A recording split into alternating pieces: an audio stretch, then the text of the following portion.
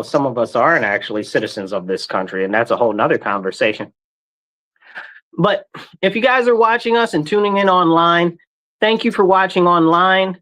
Make sure you hit that like button, the share button. It doesn't cost you nothing. Drop a comment, and we'll do our best to pop the comments up on the screen. Okay, and you can be part of the conversation, because these are the important conversations. As we were just talking, we know 100% that right now the political environment that we are facing in our nation is very, very starkly dual-sided, right? Like, there's no full embodiment of what the interest of the people is. There are sometimes some people in office that seem to be more aligned with what we want, but policy is really where the difference is made. Policy is really where we actually see things happen, and it's policy, especially budget, okay, where things actually happen. And far too often people forget that, because, you know, it's their team, their team. And when it comes down to whose team is right or whose team is wrong, well, people get very defensive. So you can't talk about a lot of things because everybody's offended all the time. Oh, well, this, oh, well, that. Oh, you can't talk about Trump. Oh, you can't talk about Biden. Oh, this, oh, that, or Kamala Harris, or whoever else this week it is. We can't talk about anybody. We can't talk about anything. Why can't we have a real conversation? And that's what we must do. We must challenge ourselves as individuals of a country that allegedly is civilized. I don't know, you know, but that is allegedly a civilized country to have civilized discourse. That's all but gone in society now. Somebody finds out that you're a member of a different party, or you have a different belief on a certain particular issue, and they want to throw you out with the bathwater, right? Don't throw the baby out with the bathwater. But that's what happens nowadays when it comes down to politics. And then we wonder, as a collective whole, as citizens of the United States of America, why our needs never really seem to be met. You know, every now and then we get something that they throw at us and they say, oh, well, you know, we've got this great thing for you, and here's some scraps.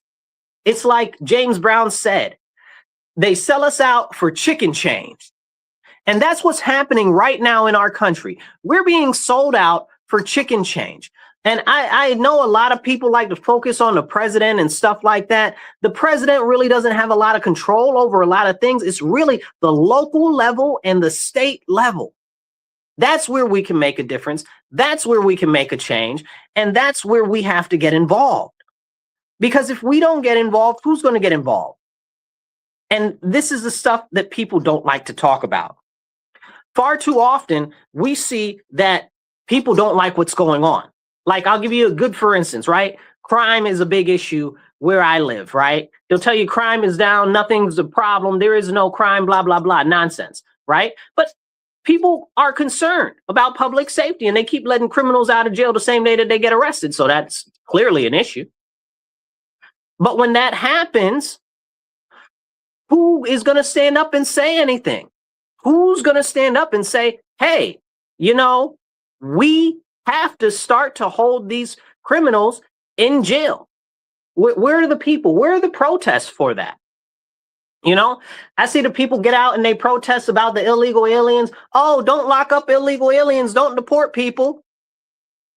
Where are the people protesting about the crime? Where are the people protesting about the failing education system, right? And I know a lot of other people across the nation that don't live in Rochester, where I am, also have issues with their various systems where they have schools, right? But where is the actual protest, right? Where are the protests? Where's the accountability? Where are the people going to the meetings to actually engage the local elected officials? Public safety, that should be a bipartisan issue. You got, what do you call it? Public education, that should be a bipartisan issue. If the kids aren't able to read or aren't able to write, that means that they're not going to be able to be contributing society members. That means that they're going to live off the government teat, which means that the government is going to have to siphon off more of your tax dollars. But then people will say, oh, well, everybody doesn't work, so they don't really care, and not everybody pays taxes. I mean, I hear that, but that's honestly largely an excuse. It's largely an excuse, and it's a cop-out. It's nothing more than a cop-out, because people like to say, oh, well, there are so many people on welfare and stuff. It's not true. There's a lot, but it's not to the point where we can just say, oh, well, you know, let's ignore him because nothing's ever going to change. That's nonsense. Don't tell me no to crazy stuff like that. I'm not playing with you. We don't have time for them type of games in a nation in which we have so many issues that we need to address. We've got crime, we've got economy, we've got not just public safety, we've got public education. So if we're not addressing these, and these are some core issues here, right?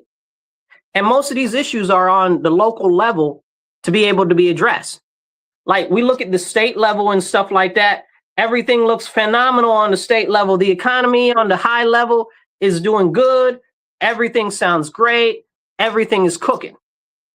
But when we see what the results look like on the local level, we have to start questioning what's happening on the state level. I see some of you guys dropping some comments here. I appreciate you. Make sure that you drop some comments, be part of the conversation down below. I'm gonna pop up as many of the comments as I can today. Okay. Thank you guys for commenting. So drop some more comments and hit the share button and the like button. Make sure you guys are subscribed too. I want to jump into this conversation about the Kirsten Wheeler, whatever her name is, the NBC lady that just interviewed Trump the other day. I saw that. And I listened to it and I watched it, and she's got a very, what would you say,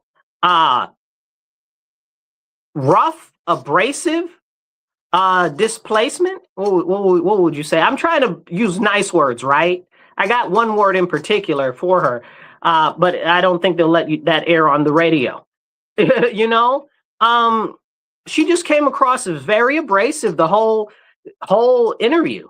And I'm like, man, I'm glad that he's doing that interview and not me, because I'd have told her about herself. This is a serious issue. And people are on the internet right now talking about, oh, Trump was rude and disrespectful to her. First of all, he's the president of the United States of America. So you need to check yourself. Who's being rude and disrespectful? Understand his position and pay homage to the position. Like, this is what the problem is, right? Like, people continue to be like, oh, well, he's just nothing. He's trash. He's whatever. He's the president of the United States of America. It doesn't matter whether I like him or don't like him. It don't matter whether you like him or don't like him. He is the president of the United States of America. And then people will say, oh, well, that's not my president. But then when people had thoughts on Joe Biden, that was an issue for them. So this is a very serious problem. So people have gotten it in their minds so much that they think that they can just talk any type of way to the president. I'd have shut them down too. I'd have shut them down, and I'm not the president. Like, who are you talking to like that? But when it comes to Trump, you know, oh, well, we don't like Trump or whatever. And then they were like, oh, well, she's a black lady. Look at how Trump is disrespecting the black lady. I'm like, I didn't know that lady was black. She don't look black to me. I thought she was Indian or something, red dot, not feather. Okay. And come to find out, she's apparently black. I cannot fully confirm that. She is black and Jewish. So white Jewish, not like Jewish as the religion. So Jewish as the Eastern European ethnicity. So this is a very, very serious conversation. Somebody said, I flew all the way there. So why did you decide to be combative then? So they're talking about the lady, what she said. And it's funny because she was nasty, bro. Like, if you listen to it, the way that she was engaging with him, I wouldn't want to do an interview with somebody like that. And he's very even-tempered and moderate. moderated all the way through most of the interview. And apparently the rain and stuff kept banging on the roof and stuff like that, and wind kept going. So it made a whole bunch of issues with the recording. So they had to stop a couple of times, which is also very interesting. So that's kind of a problem. But, you know, it's a mild annoyance. And one of the interesting things that I thought that I took away from that whole situation was his comments on Iran was very, very interesting. He was very, what would you say, congenial? Is that the word I want to use? I think that's the word I want to use in relation to Iran, and saying that the people that are in charge and making the decisions over there, like, what's his name? The son, Khomeini, the son, whatever his name is. He was saying, yeah, he said, even though he got blown up and he's in bits and pieces, he's really showing some courage, trying to actually continue to work on leading the nation and stuff like that. So I found that to be very like, wow, you know, like for him to talk all the junk that he's always talking, I'm like, I see you. I see you. You really trying to get this deal done. You really trying to have some people actually engage in this peace deal, and good on him. Honestly, good on him. Because that was some real statescraft type of stuff right there. You know, that was a really, really, really, really serious thing. Somebody says, I respect him as much as I respect Biden. Both are despicable. The reporter gets no respect either. She was engaging in bad faith. That is 100% the fact. She was engaging in bad faith. And that's something that we need to recognize instead of, again, people make this stuff about teams, or, oh, I don't like this person, I don't like that person. How many times in life have you engaged with somebody that just was real nasty to you and then tried to play the victim? I'm not saying that the lady was trying to play the victim afterward. I'm saying that the internet tried to play the victim for her. But we experience this in daily life. People are nasty and rude, or do something mean to us, or do something hurtful, or even attack our character or something like that, or try to make us look bad in front of others. And then what? You want us to just sit there and take it in the bum? Raw? Like, they could have at least bought us a drink first. Like, this is the craziness that we watch, and we're supposed to get all riled up politically about an interview that he did with a reporter. That's not my wife. And if she was, that'd be a problem, because me and her would have had some serious words, because I know she ain't getting out there making me look bad like that. But that's not the way that you engage in good faith during a report. It's just not. Somebody says something about something else. We'll talk about that in a minute. But as we talk about this, there are a number of issues facing our nation right now. One of the big ones I want to talk about is energy. Energy, energy, energy. That is a huge situation that's going on right now, and nobody's really paying attention, right? And what we saw was energy prices spike, shoot up out of control. Well, why are energy prices spiking and shooting up out of control? I thought they promised us that if we changed all our light bulbs, and if we did all the extra insulation in our houses, and if we did this, and if we did that, that everything would be better and all the prices would go down. What happened? None of the energy prices have gone down. Not even a little bit. Not even a little bit. All the energy prices have gone up. So we have to ask ourselves, why are the energy prices going up? Who is responsible? And it's real quick and fast for us to say, oh, well, it's the energy companies. Well, wait, hold on. Let's go back to what we were talking about earlier. It's about policy. It's about budget. Who writes the policy and who writes the budget? That's the state assembly. That's the state senate.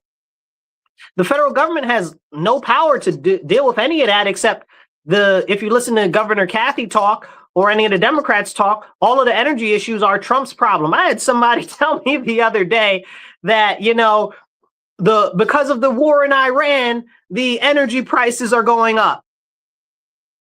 Does your brain not function so well? Like, what do you mean? right? Like, explain it to me like I'm 5. So if you're saying that because of the war in Iran, our energy prices are going up, that's crazy in New York State because we don't have any oil plants. I believe we decommissioned the last oil thing in what, 20, maybe 2000, right? Like we had some that were kind of mothballed that might be able to be turned back on, but they've been completely gone for over 20 years. So what do you mean? It's got nothing to do with anything going on over there. And this shows the political ignorance, the economic ignorance, and the ignorance on the general conversation when it comes to energy, right? Then you got people that say, oh, well, you know, it's the energy companies. Okay, which part of the energy companies? The people selling us the energy or the people delivering the energy? Oh, well, it's the energy delivery company. Okay, I'm with you. But the energy delivery company doesn't set the prices. The state has to authorize the prices. So the state is encouraging you to be mad at the energy companies, but they're the ones who authorize the rate increases. Who's stupid? Who's stupid? They think that you're stupid. The state assembly, the state senate, these people that are supposed to be your elected officials to represent you think that you're stupid. They want you to be like, oh yeah, the energy companies are the problem. No, they're the problem. In New York State, where I live, they've shut down a number of pipeline projects for natural gas. Okay, they shut down a number of natural gas power plants. Like, what are they doing? Natural gas supplies the majority of our electricity, over 55%. What are you doing? Why would you do that? And then people are like, well, rates are going up and it's these people's fault and that people's fault. Maybe it's the people's fault who shut down the actual natural gas extraction and the natural gas plants that generate the electricity. Do you know who that is? The state assembly and the state senators. Is anybody going to hold them accountable? No, because that would be too much like right. And they don't want you to actually focus on that because they can distract you with the president, oh, Trump, or they can distract you with the energy company, oh, energy company. Like, this is the problem. Hit the like button, hit the share button. I see a ton of you guys watching out there, a couple hundred of y'all watching. Hit that like button. Let me see them likes come up. Drop some comments. Every like, share, and comment helps a lot. So as we have this important conversation, this is the deflection. This is the distraction that I want to highlight. This is what our elected officials are doing to us. Now, I live in a deep blue state, in a deep blue city, in a blue county. And they're still trying to play in the face of all of the people that live here that are Democrats, right? But they're Democrats. So why would they play in the face of the other Democrats? Why would they do that, Marcus? Well, you know, it's because they have no respect and they have no concern for the actual people. This is how they get down. This is how they give it up. Because as long as they're secure in their position, as long as they've got you looking at somebody else, there will be no accountability for them. There will be no accountability. And they don't want any accountability. And that's the very, very big issue. Somebody popped in and they said, it's the uniparty. You know, where I live, I wish I could say it's the uniparty. In some aspects, there are some issues like that, but it's largely the Democrats because there aren't any Republicans in power where I live. I wish I had some Republicans to blame and be like, oh, these Republicans, you know, and but it's not. They're not in power here. It's only the Democrats. And it's been that way for decades, 54 years exactly. Why is it like that? Why can't people actually hold the people that they voted for accountable? You're mad at the energy, hold these people accountable. Why won't you do that? Well, because that makes too much like right. And it would be that you actually have to have some level of responsibility, right? You have to have some level of responsibility to hold them accountable. Well, I encourage you, anybody that's watching, get involved locally. Whether it's with your county committee for whatever party you're involved in, whether it's your school board, whether it's your city or town council, whether it's the fire district or any other number of different boards that they have where you are, get involved. Get involved. Start by listening to what these crazy fools are doing to us, okay? Now, not everything is bad everywhere, and not everything, even in bad places, is bad, but you should be knowledgeable and understanding of what's going on there, because then you can see more of what's happening and understand more, even if it's just one thing. Like, let's say you're concerned mostly about education, go to the school board meetings. Go to the school board meetings and start to find out what's going on. Because this is important. We have to have accountability. Now, somebody had mentioned earlier about talking about the corruption in the CPS and the family court system and stuff like that, right? So that's a big deal. That's a big deal. But we don't talk about that at all. I ran a couple years ago for, literally 2 years ago, I ran 2 years ago for state assembly. And part of the thing that I was pushing was reform on the family court system and for CPS and adoption and foster care. Because I've had a ton of experiences with them. I'm not very happy with CPS, adoption, or foster care. All of them are trash. If it was up to me, CPS would be abolished. I got a lot to say on that, and we only have an hour left of the show. And I'd be here talking about that for an hour in itself. But where are our elected officials addressing that issue, right? Anybody that's had any engagement with CPS, whether they ended up with the result they wanted or they didn't get the result that they wanted, know that it's a whole sordid affair, right? Anybody that's gone through adoption, especially in New York State, adoption is not easy in New York State, and they make it cost prohibitive. I have heard that they have adjusted some of the financial requirements and stuff like that for adoption now in New York State, but I'm not 100% sure on that completely as of yet.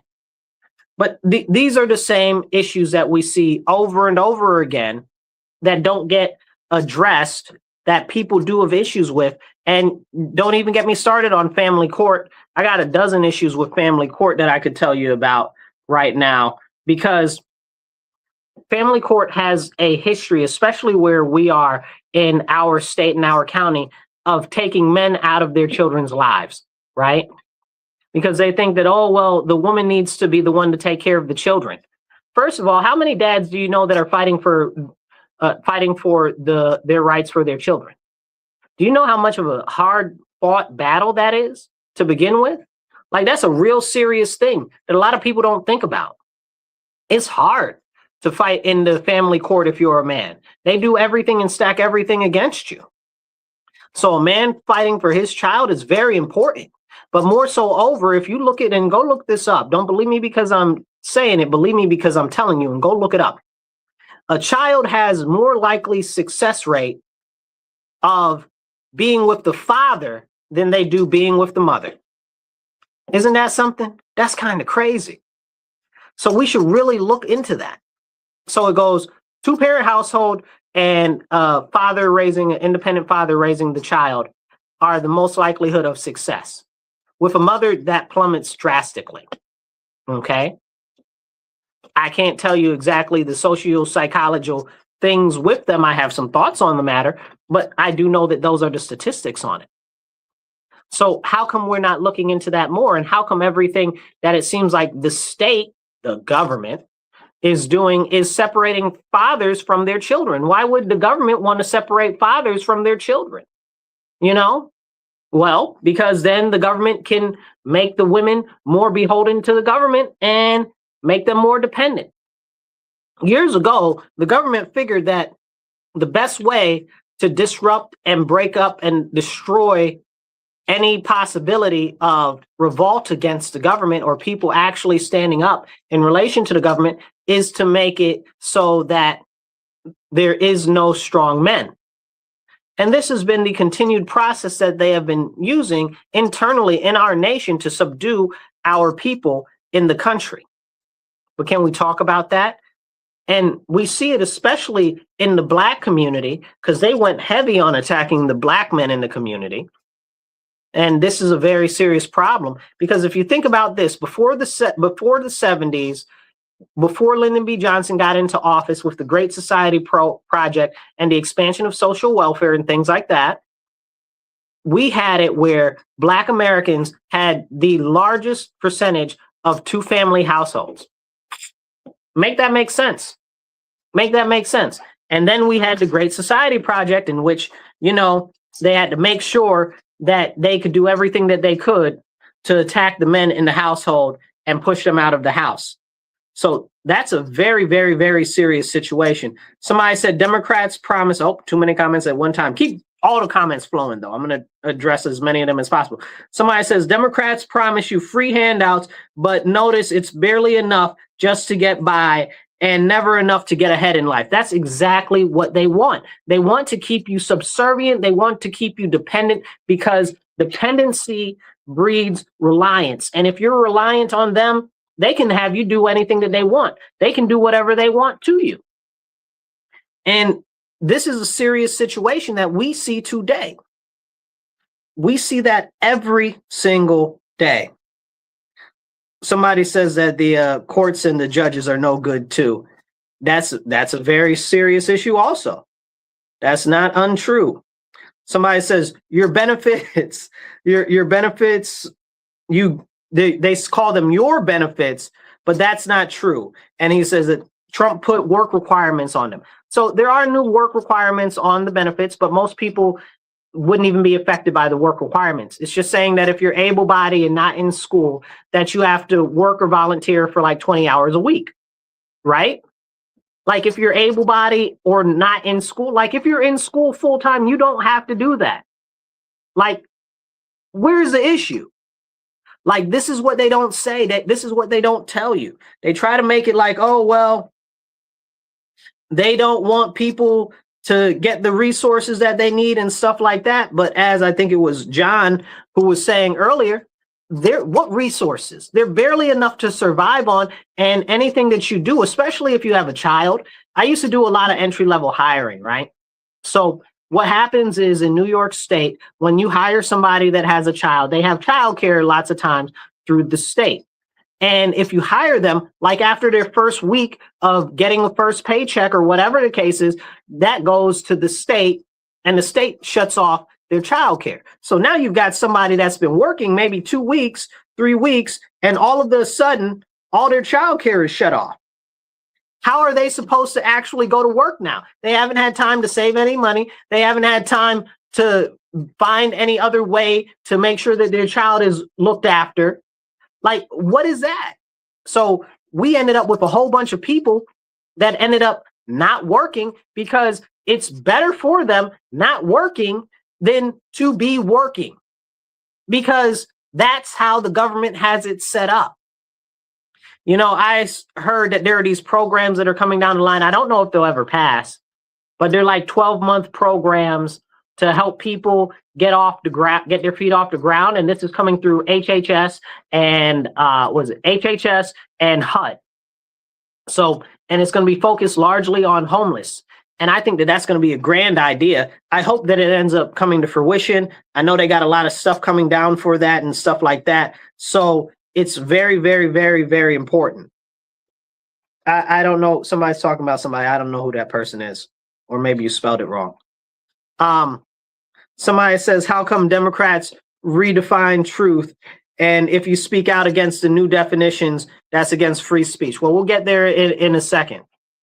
But it's true. Right now, and this goes back to what we were talking about at the beginning of the show. Right now, if you say something that they don't like, they'll try to ostracize you. They'll try to make it like, oh, well, you're bad for saying that. I was just talking to somebody not too long ago about these pronouns and stuff like that. I'm not participating in your psychosis. I'm not.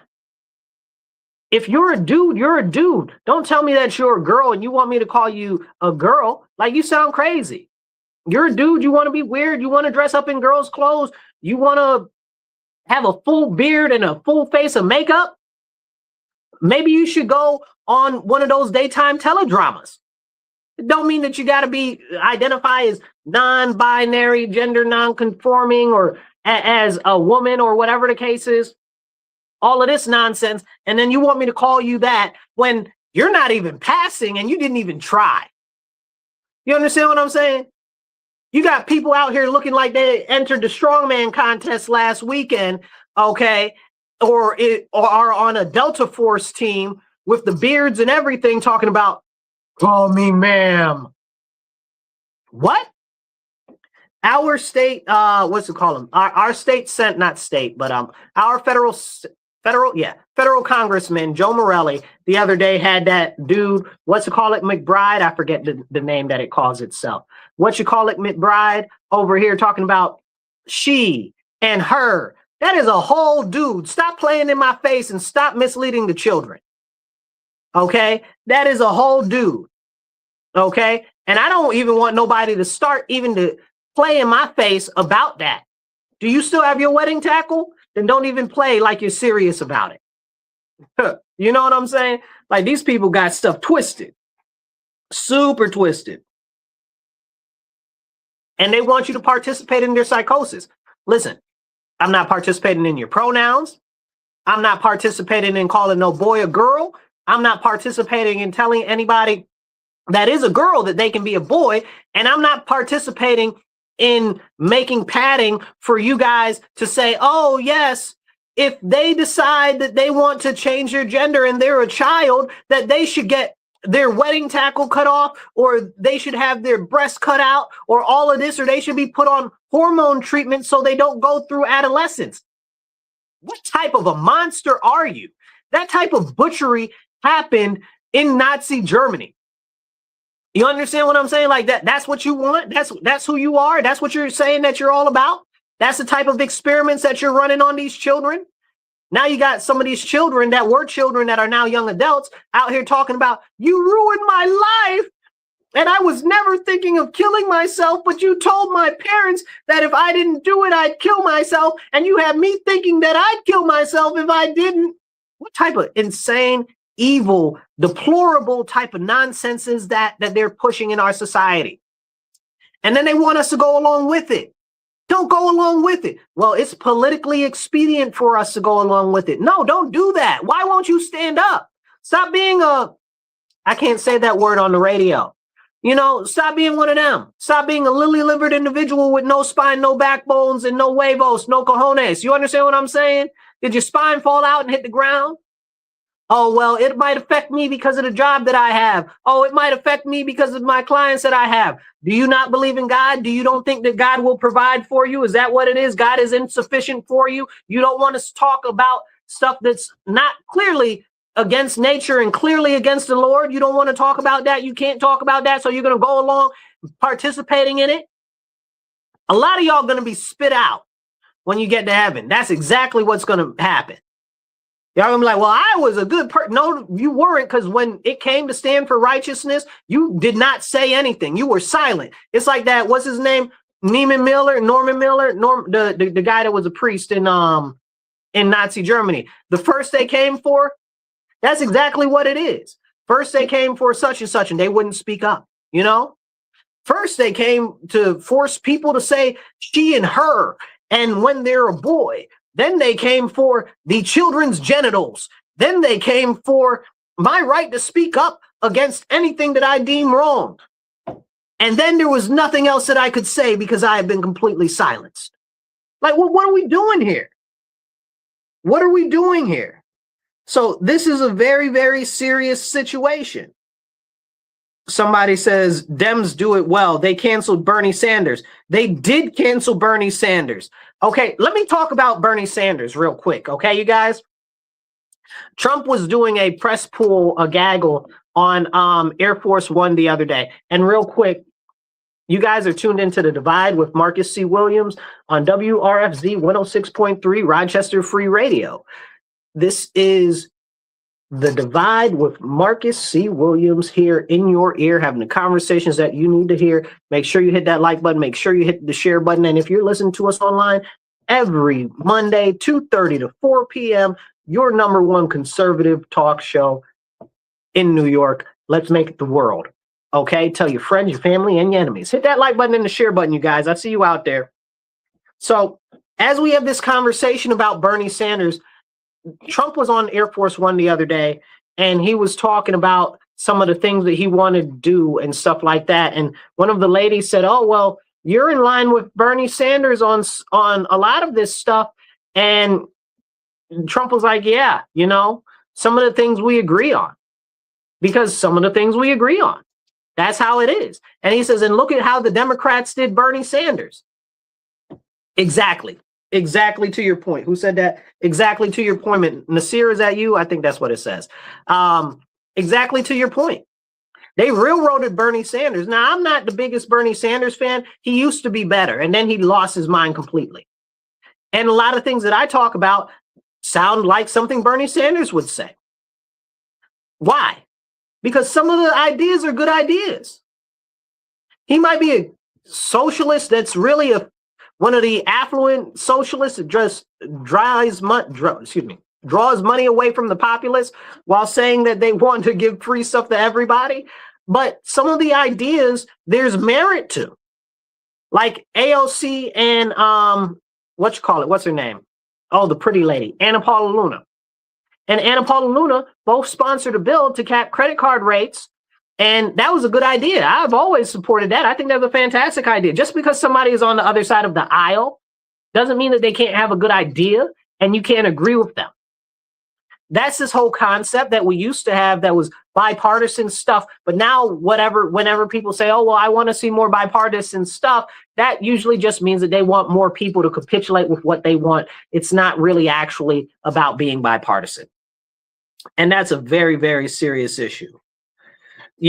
And we need to have a conversation about what's happening in our nation, because I agree with some things that other people say that you would think that I wouldn't like. And I might not like them as a person.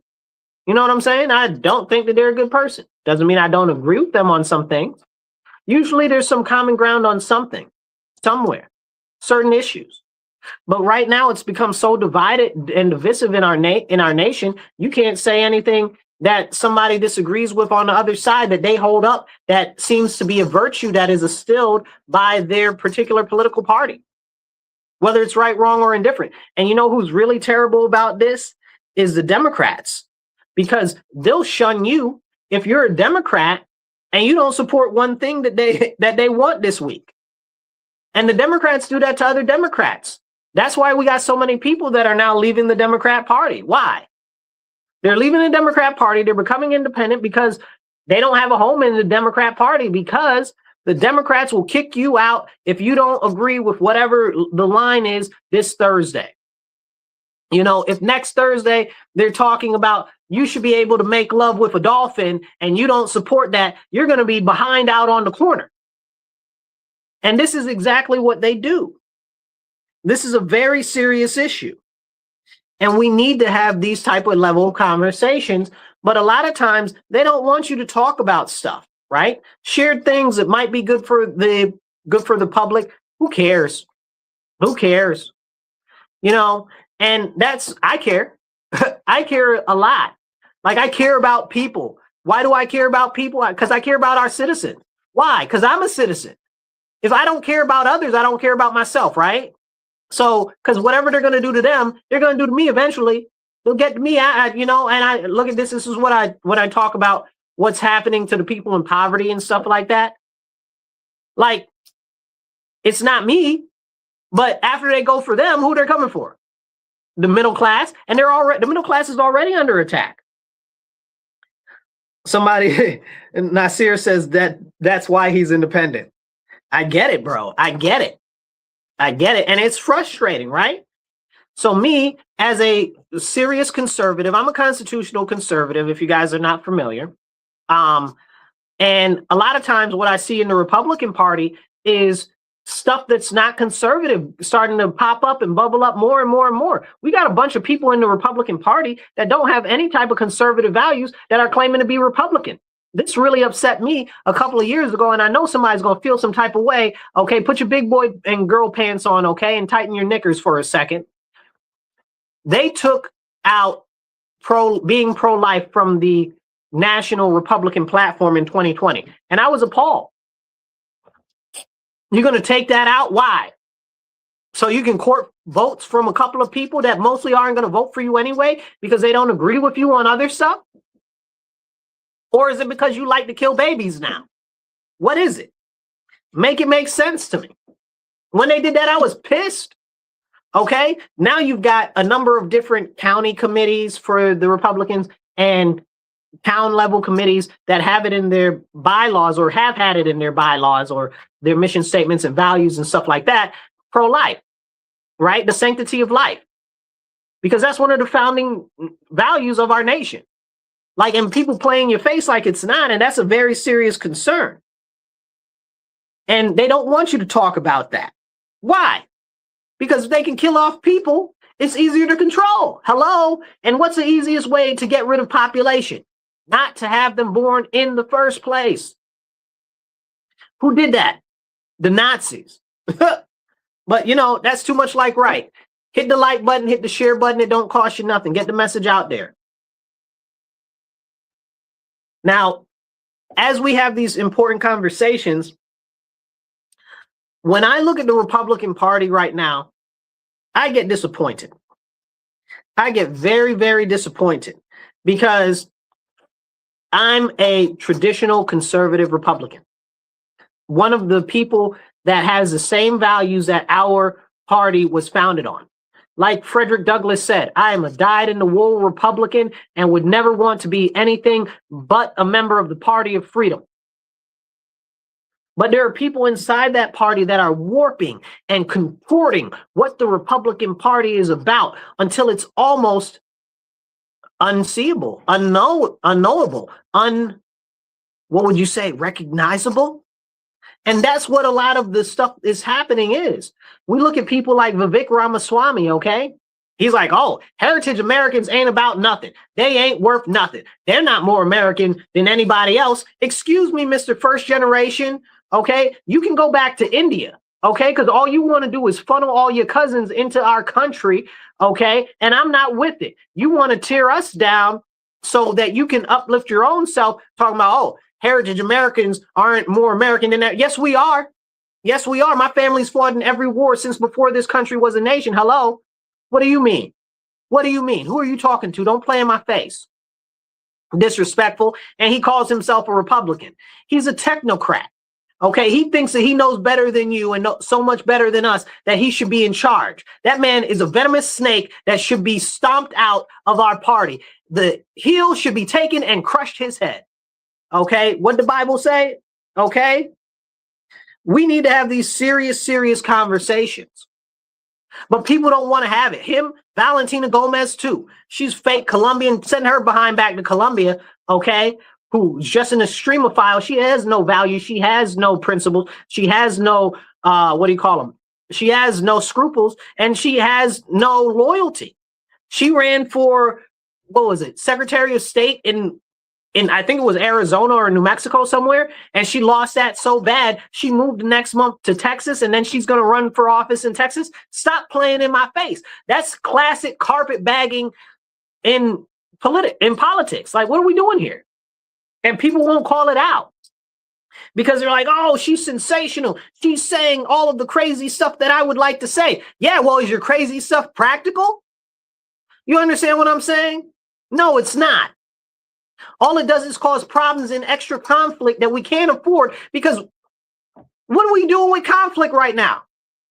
We got legislation and budgets that we got to get passed, and you out here, what do you want? What do you want? Civil war? Shoot, don't threaten me with a good time. But you're not even asking for a civil war. You want a whole bunch of problems just to act sensational, to make you feel good on the inside because somebody's putting bacon in a Quran or setting the Quran on fire. Make it make sense to me. How is that helpful to our cause?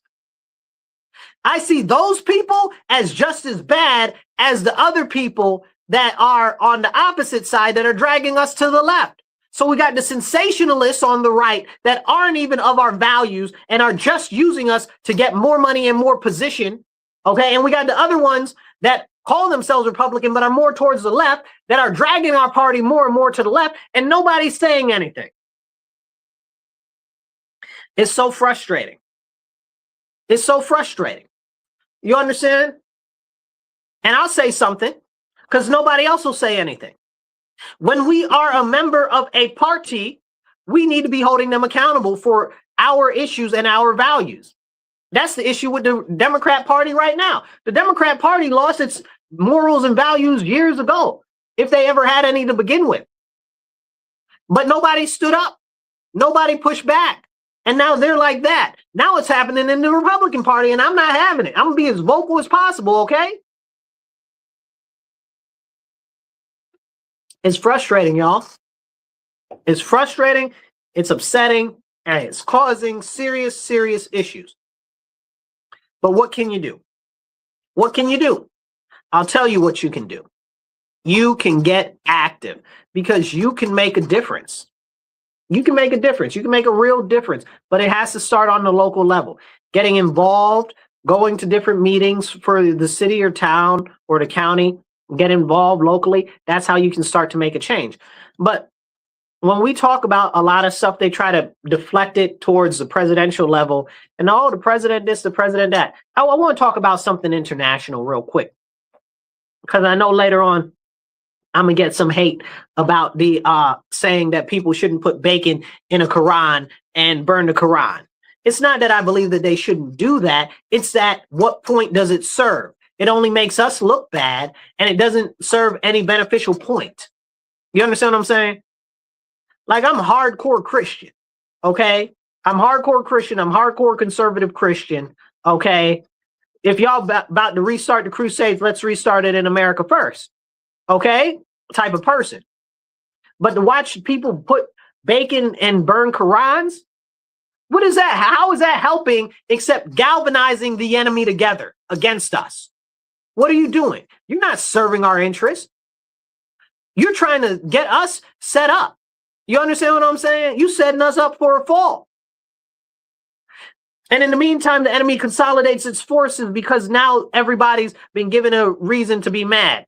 I'll give you a great example. There's I don't remember exactly the war or the generals in it, but it was in China, and it was these two groups fighting each other, and there was a walled city, right?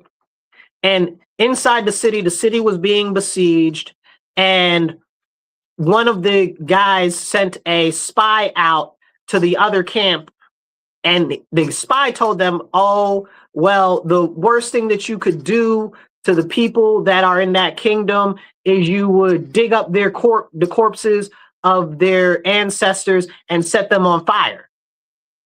So the enemy general did that. And what happened? He set the bodies on fire, and what did it do? Pissed off everybody in the city. Made them redouble their efforts. They ended up going over and destroying the enemy army when they were all hurt real bad and jacked up. And that's the same thing I see it as them doing, putting the bacon on the Quran and setting the Quran on fire and stuff like that. It's crazy. That's not helpful. Thank you for tuning in. I see you. You said you forgot we were on today. Yeah, no worries. No worries. Make sure you hit the like and the share.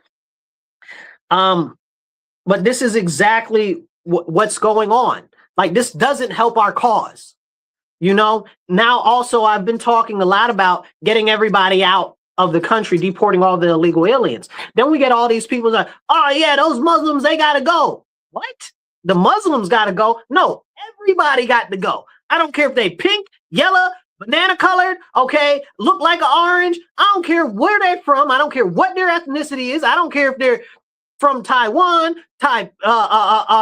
Tunisia. I don't care if they're from Europe. I don't care if they're from South America. I don't care if they're from Australia. Everybody got to go. All the illegals got to go. But now they've got in the mind of people, oh, the Muslims. Yes, the Muslims from these foreign countries that are here illegally, but also all of the other illegal aliens. Don't sully the conversation and don't water down that conversation because the news, the media, and everybody has got you focused on these Muslims. That's a problem. And then you're not even focused on the right Muslims yet. You got to be focused on these Islamists, right? You got to be focused on these Islamists, these real problem sectors in the Muslim community. You want to get rid of all the Muslims? I hear you. I hear what you're saying. Now, you explain to me, if you don't see the Muslim community standing up against the extremists and the Islamists, how you're possibly going to get rid of all of them when all you're doing is pushing them towards being incorporated with the Islamists. Make it make sense. You're concerned about Sharia law. You're concerned about beheadings, you're concerned about honor killings, you're concerned about all these things. Well, there are people that are out there doing it that you're just lumping these other group of people in with. And I hear you. I feel you. 100% I feel you. But the problem with that is we got to start somewhere. And your focus is too narrow, but also wide at the same time. Okay? All the Muslims need to go. Well, all the Muslims aren't here illegally. So what do you mean all the Muslims need to go? Maybe we should focus on getting rid of all the illegals first, and then we can have other conversations. How about that? How about a focus of intent? Instead of saying, oh, well, everybody's got to go. You understand what I'm saying? What about all the American Muslims, right? What about the Nation of Islam? They got to go too? Like, what are you saying? And this is the problem. And the Nation of Islam, regular people in these Saracen countries, like these Sand people countries, they don't like the Nation of Islam. They think that they're heretics. They would sooner behead them. Okay? So what are you talking about? See, and again, this is this important level of conversation that needs to be had. But, you know, it's good to be distracted by the Muslims. If you're online, if you're on the radio, I just made a big circle with my hand as an all-encompassing thing. That's the problem. We need to be focusing on illegal aliens and Islamists, right? Not all of Islam. That is a problem that will drive them to consolidate their efforts with the Islamists, giving us the end result that we say that we don't want. Don't fall into that trap. And I know somebody's going to feel some type of way about what I said today. Feel some type of way. Go on, feel some type of way. If you don't want to hear the reality, if you don't want to hear the actual direction that we need to go in to preserve our nation, to preserve our Christian nation, and you want to be so stuck up your own butt, you are part of the problem. Stop being part of the problem. Start being part of the solution. Somebody says, I'm also sick of these folks. Yeah, it's a real problem. It's a real issue. Somebody said I'm screaming. Look, I'm just out here telling the truth. But people don't want to hear that. You know, because again, it's what the media says. It's what the media pushes. It's, again, the left and the right and the Democrats and the Republicans. And you have to take this side. You have to take this side. I'm on the side of Christ. I'm on the side of America. Okay? That's where I stand. You understand what I'm saying? And we need to understand that we have to get back to that. And speaking of being on the side of Christ and Islam, okay, let's take a second and talk about what's going on over there in Africa, okay? Let's talk about how we got all of these Christians being killed up in Africa, right? Where is that in the news? Do you know that they assassinated one of the bishops over there just the other day? I want to say it's 2 days ago now. Bishop, what's his name? I think it's Afonso. Okay, over there in Mozambique. They assassinated him, killed him dead. Okay, they're over there assassinating, not just murdering, assassinating Christian leaders. And we're just over here, oh, you know, let's just let it go. And, you know, things aren't that bad and Christians aren't under attack in America and stuff like that. And we can't let people minimize what's going on with Christians in America or all over the world. This is something that we see far too often. I've been on this thing really hard the last couple of weeks because there have been more and more attacks on Christians and nobody's standing up and saying anything. Let a synagogue have a little graffiti on it. It's the end of the freaking world. Let a mosque have a slab of bacon on it and it's the end of the freaking world. Okay? Oh, woe is us. Woe is us. Okay? Like, listen, don't play in my face. It's crazy. It's crazy. It's absolutely crazy. Hit the like button, hit the share button. Let's get ready to get into some real stuff. So they just assassinated this bishop. But I remember in America, and was it LA? Might have been LA, San Francisco area over there. Could have been San Diego. I don't know. It's all the same over there to me because I'm from the East Coast. But anyway, over there, a couple years ago, maybe 2-3 years ago, They bound this, I want to say it was a bishop. They bound this bishop, hogtied him, and then shot him in the head, assassination style. That was barely ever covered in the news. Go look it up. Don't believe me because I'm saying it. Believe me because I'm telling you. I'm going out my way to tell you. Go look it up. Okay?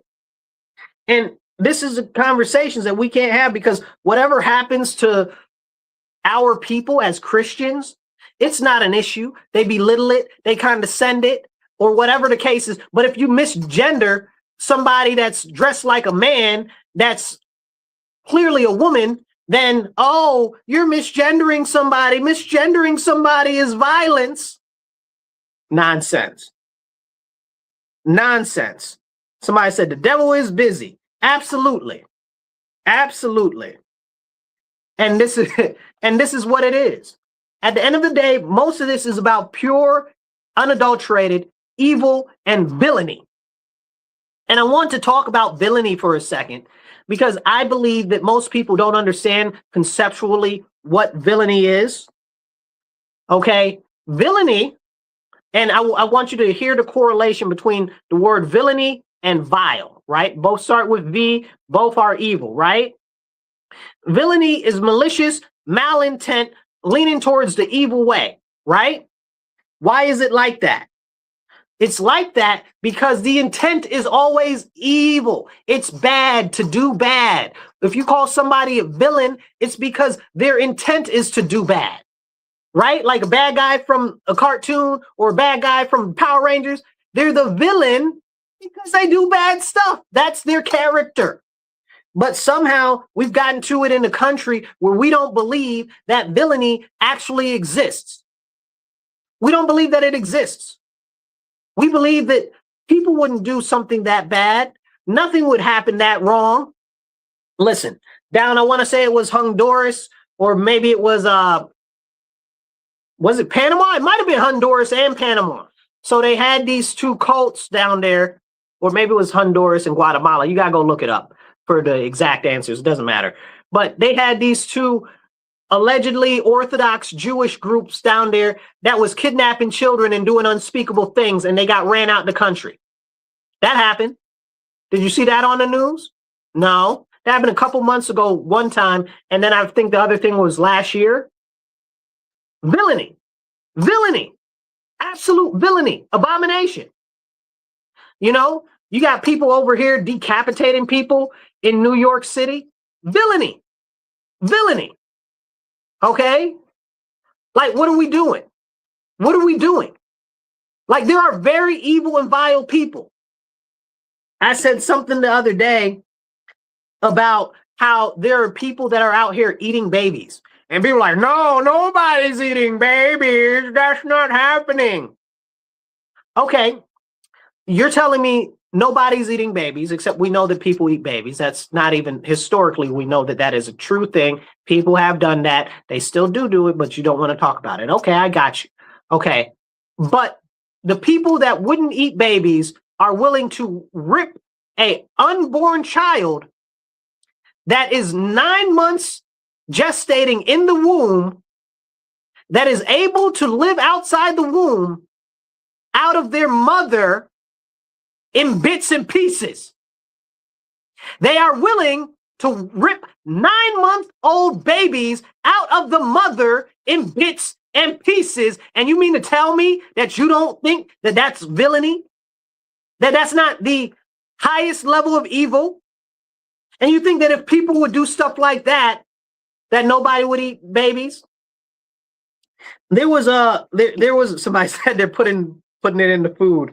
I don't think they're putting babies in the food, but there might be some human meat in food. That's a whole separate conversation.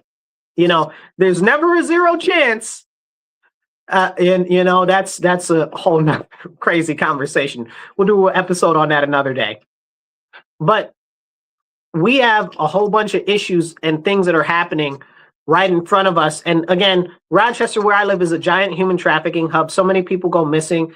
So many people get caught up in all types of things, and sexual trafficking and human trafficking. And I do separate the two because it's very important. Some is for physical slavery. Some is for the sex trade. They make some money, but not like that. You know what I'm saying? Like sex trade, but also for other reasons, and we've talked about it before, like blood and organs. And what's happening to these people, and why are these people never found? And how come it's so many teenagers and young adults that just completely go missing? And then they're like, oh, well, they just ran away, but you can't find them on the internet, on any type of social media. And we're in this day and age. That makes sense to me. Come on now, stop it. Stop it. Villainy. Okay? Villainy in our day and age.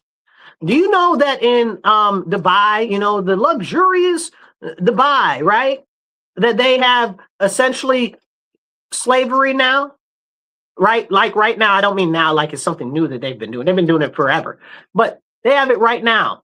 They've got all these Indians and Africans over there right now that live in these little crazy tight quarters, and they barely get any type of food or sleep or anything. And they do all of the service jobs and everything over there. And sometimes they don't get any type of pay at all. And they get beat on and all types of other crazy stuff. And that's happening right now. And Dubai is a place to be, the United Arab Emirates and what's the other one? I don't know, all them little Bahrain and all the other little nice, I'm using air quotes if you're on the radio, nice Muslim nations, right? Nice looking Muslim nations. Why can't we talk about that? They got open air slave markets in Libya. Don't get me started on Libya, okay? Talk about bipartisan garbage, okay? The only reason why we ended up in Libya and getting rid of Gaddafi was because of Goldman Sachs. We've talked about that before, but that's a whole much longer conversation that we need to have again, probably sometime soon. But people will say, oh, well, it's because Gaddafi was trying to irrigate the Sahara Desert or because of the gold or whatever. Yeah, those were parts of it, but it was largely because Goldman Sachs lost like a couple billion, I think it was $4 billion that they were supposed to be putting in hedge funds for them to manage that were supposed to be low risk, low volatility, and they lost all the money. So this isn't much different than the other scandals that they've been involved with 1MDB scandal in Indonesia and a number of other scandals that they've been involved in the last couple of decades. Like, and people are like, oh no, this is that and this is that. But those are the people who really pushed it, because not too long after the finance minister for Gaddafi was at Goldman Sachs about losing all their money, talking about if they don't find their money, they don't get them their money back, he's going to kill them. And so then all of a sudden we're inside Gaddafi's house killing him. You understand what I'm saying? Make it make sense to me. Okay. I'm not saying that there weren't other things that went along with it that they didn't like. I'm just saying the timing, right? And knowing that Goldman Sachs funds both the Democrats and the Republicans, who both supported that, by the way. Don't get me started on that nonsense. But these are the type of conversations that we need to have. And it's a very, very serious issue. We've got all types of crazy stuff going on in the world. And what is it? Villainy, open evil, open defiance of God. Okay. And nobody can tell me that now it's Pride Month. That's not villainy. Pride Month is villainy too. It's pure evil, demonic. And you know what? I thought about it for a minute the other day, and I never really thought about it. I was like, oh yeah, Pride Month, pride is a sin, this, that, and third, it's evil, right? Bah. It's an open and shut case there. But I actually sat there and I thought about it for a minute. And the thing about pride that is so dangerous is not that it's about pride and gay stuff, right? It's about that you are so much better, yourself as an individual are so much better than everybody else and anybody that believes anything different, that you have to do the most obnoxious and obscene things to flaunt that you are so much better than anybody else. At the same time, promoting sin and all types of debauchery and depravity to the youth. Make it make sense. Make it make sense. It's a serious problem. It's a very serious problem. And I know a lot of people don't want to hear that, or they don't want to talk about that. But it's a very serious problem because, again, it's about self. It's not even about the homosexuality, because now it's not even about homosexuality anymore. It's about gender identity. These gender identity people are attacking everybody. They're trying to erase everybody. Because what is homosexuality? It's one person that likes to be attracted to somebody of the same sex or have intercourse with the person of the same sex, right? That's homosexuality, right? But how can you be homosexual if there are no genders? You can't even be homosexual if there are no genders. So these people are forcing on the homosexuals, saying, hey, there's no such thing as a man or a woman. Well, wait, hold on. So you're just erasing that whole group of people. Now you've got the people on the one side that call themselves the alphabet people, the T through the rest of the crazy letters with the dog people and the people that like to touch babies and the rest of that stuff, the pedophiles and all the rest of them on the one side, and the two spirits people, all of them people on the one side, versus the traditional homosexuals, the guys that like guys, the girls that like girls, and the bisexual people that don't necessarily have an issue with either. I think bisexuals are just greedy. That's a whole separate conversation. Okay. But the fact of the matter is this, very simply, it's villainy. Somebody says they don't understand. They don't understand. They don't understand. I don't expect you to understand because they don't understand. That's part of the problem. Right now, what we're seeing with this whole Pride Month, and you better accept it too, right? Because if you don't accept Pride Month, then you're the problem. You're a bad person. Get the heck out my face. You're a bad person. Promoting perversion, promoting confusion. The Lord is not the creator of confusion. What is that? 1 Thessalonians 11:22 or something like that. Let's see. Let's ask Google. Google, what's in the Bible is in 1 Thessalonians. The Lord is not the author of confusion. It's like 11:22 or something like that. Let's see. Let's see what it says. It says it's taking too long for me in my liking. 1:14:33. Corinthians. No, that's not the one I wanted. It says it's Corinthians, but there is part in Corinthians. I'm not talking about Corinthians. It's trying to give me a wrong answer. See, this is why I always be getting in an argument with Google all the time. Because, there it is. 1 Thessalonians 5-23. And it's also 1 Thessalonians 5:21 and 22. See, I was right. Prove all things, hold fast to that which is good, abstain from all appearances of evil. And the God is not the author of confusion. And that is also, for God is not the author of confusion, but of peace, as in all churches of the saints. Okay, and that one is 1 Corinthians 14:33. I was combining the two together. That was on me. Okay, for a change, Google was mostly right. But yeah, so this is a problem because we have to actually have these types of conversations about why these things are wrong. You know, there are things in the Bible that are we're just now figuring out scientifically why the Bible was saying those things. So, I mean, a couple thousand years and it's still right, on point. But people don't like to talk about that. When we see what's going on today in our society, it is pure, unadulterated evil and villainy. Because the demons are nothing but villains.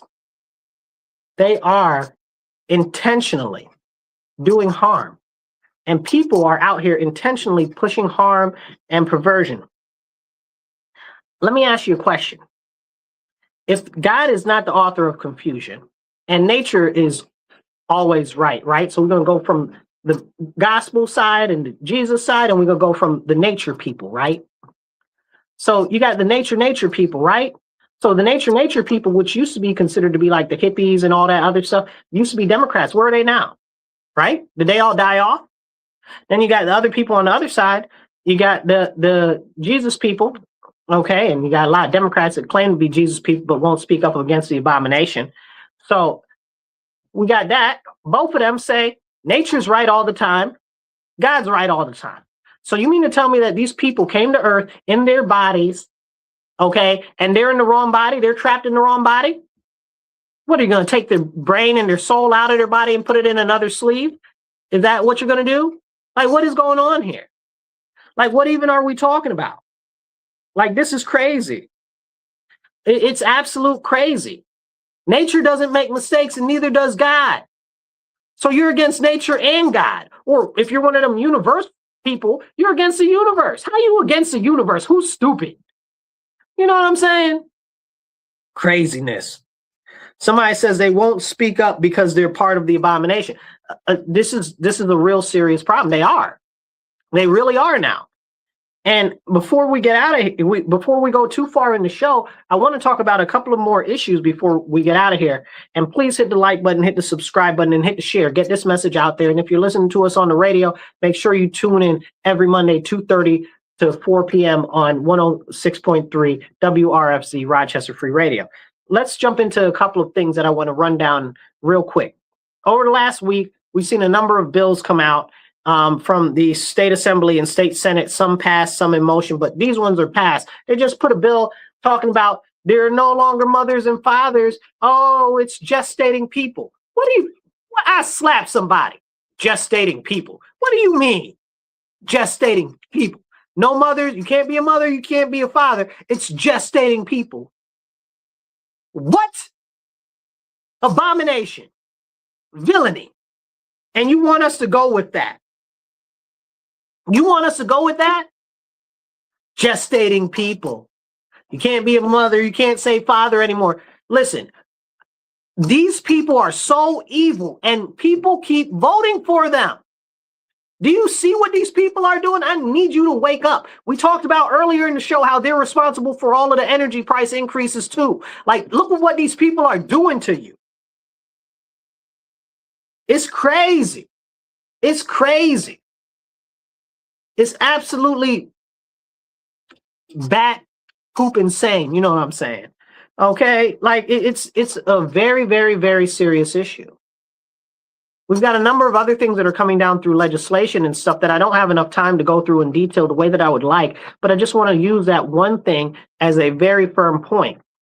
We also have it where now they're talking about they want to count illegal aliens in the census. Oh, wait, Marcus, the illegal aliens already get counted in the census. Oh, do they? Do they? Okay, so if the illegal aliens already get counted in the census, then why did New York State need to create a whole new department with your taxpayer money to make sure that they're included in the census? What's that about? That doesn't smell to you guys? And people are like, oh, well, that's a federal issue and they're always in it. And they get real hostile about it too. And I point out to them, yeah, okay. So then why does the state need to do that then? Hello, open your brain. Use your thinking cap.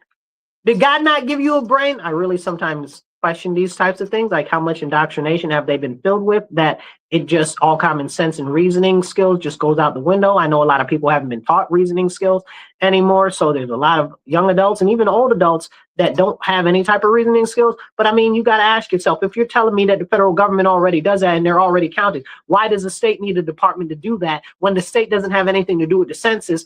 All they're doing is training up these armies of volunteers that they're going to push into taking all of the census jobs to count the people the way that they want them to count them so that they can be included in our rolls, so that when they're included in our rolls, they can be part of the apportionment system, which is the monies that are distributed to each state by the federal government based on the population. And they can also keep a larger number of representatives because so many people have moved out of New York State that we'd lose a number of representatives. I think we're about on losing 2 seats in the House of Representatives because we've had so many people move out. So they're desperately trying to keep those seats, but those seats would end up going to red states because everybody moved to red states. So now not only are they stealing our representation as New Yorkers, they're also stealing representation from other states and every single other person in the country. This is voter disenfranchisement. This is deprioritization of the American citizen. This is all about power and money because that's what it's always about. It's always about power and money. And people don't see it, and they're like, oh, well, why is this? What is that? Oh, and they take it so seriously without actually contemplating why they might do it. Because they're bad people. They are villains. At least they're silent while villains go active, and they're co-signing for the villains. They're accomplices. You know what I'm saying? Make it make sense. Somebody said basic economics.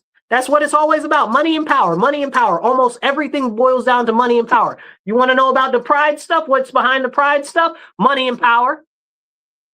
Money and power. Because if they can get you to shut up and deny that reality is reality, they can get you to be complacent about anything else. Money and power. There's a lot of money seem to be floating around for all of this alphabetism nonsense. Money and power. Okay? It's crazy. All of this stuff is all now and is always about money and power. And we need to understand that. Right now, before we go, I want to give a very serious scolding to some Republicans. Okay, if you are a Republican and you're watching this, I am too. Okay, but we need to have a heart-to-heart conversation. Why are these people not pushing the SAVE Act? Why is the SAVE Act not done? And people say, oh, well, it's the Democrats that is the reason that it's not done. What did they used to tell you? If they wanted to, they would. Okay? If they wanted to, they would. And they're not because they don't want to. What is Thune doing? Nothing. They've been sitting on this for months. They've been sitting on this for months. They're not trying to do anything about it. It's a very serious problem. Where is the Republican Party? Okay, where are us as Republicans holding them accountable? Have you written your senators? Have you written your congressmen? Have you written Thune? I have. I've written them a couple times. Man, I can't stand these people, man, because I want my voice to be heard. These people need to push the SAVE Act, and even if it's a skinny SAVE Act, we need voter ID. Period, point blank. All the other countries in Europe can have voter ID. We don't got voter ID. Make it make sense. Then they want to tell you, oh, it's racist because people wouldn't be, it would make people not want to vote. Who's stupid? Then another law that the state passed is some stuff about making it so that ICE isn't at polling sites because that would intimidate certain people from staying away from polling sites.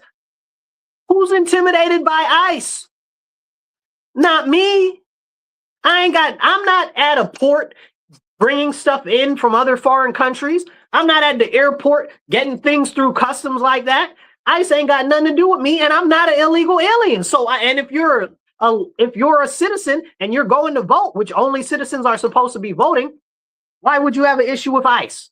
Make it make sense. Why did the state feel the need to do something like that? Make it make sense.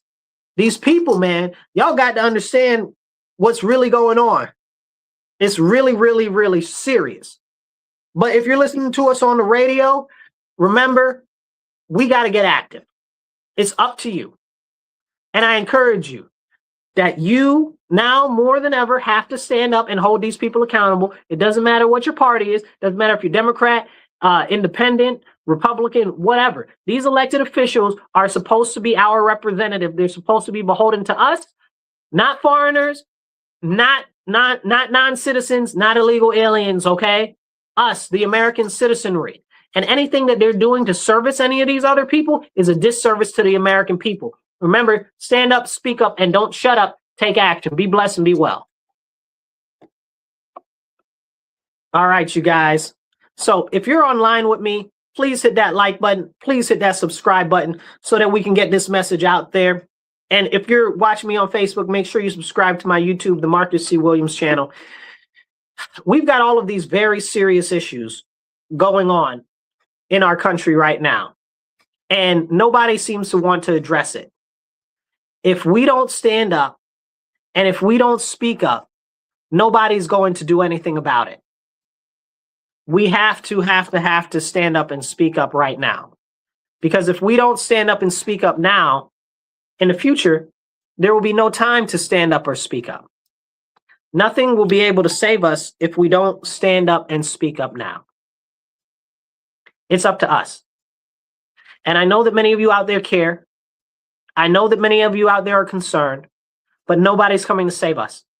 It's time for us to take a stand for righteousness, for our country, and for our future, because there are so many villains out there that seek to tear down our foundations that we are almost assuredly going to fall if we don't stand now. That's my message to you. Get active, get involved locally, because on the federal level, there's not a lot that you can do, but locally, there is a ton that you can do. Somebody said it's absolutely a disservice. It's true, you guys. It's very true. I'm trying to give you guys as much truth as I can in a little short time. If you guys want to support, either side of the screen or down below you can do Cash App, $MW Real, the #1. That's Cash App. You can also do Venmo or PayPal, and that's at Marcus C. Williams. If you guys want to help underwrite the show, reach out to me, message me, okay? And we'll make that happen too. If you have a business or something, you can underwrite the show. I'll catch up with you guys soon. Remember, stand up, speak up, and don't shut up. Take action. You guys be blessed and be well.